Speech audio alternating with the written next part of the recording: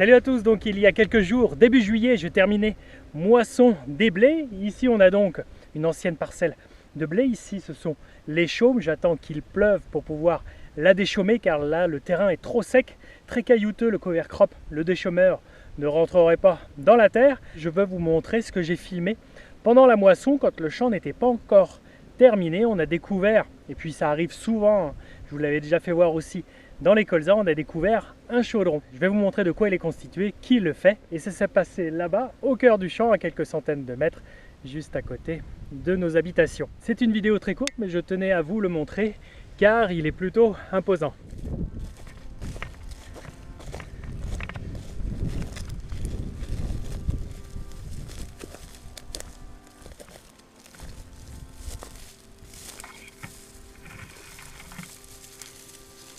On voulait vous faire voir ici, on a détouré une partie occupée par les sangliers.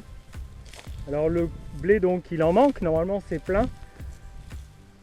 Et donc il s'est créé ici un chaudron par les sangliers, à la mi-bas ici, la laie. Et on voit ensuite que les petits ont occupé l'espace, il y a eu beaucoup de rotines. Et puis la laie pour faire un milieu douillet, elle a emmagasiné pas mal de blé en les prenant, en les déracinant aux alentours. Vous voyez que c'est clairement déraciné, hein. Et il y a vraiment un monticule de paille important. Dans le colza, elles le font aussi.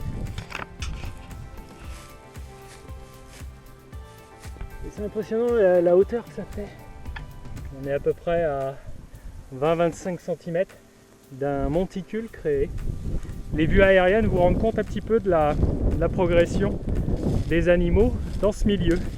Et ce qui nous étonne, ce qui est étonnant, c'est que c'est très près des habitations.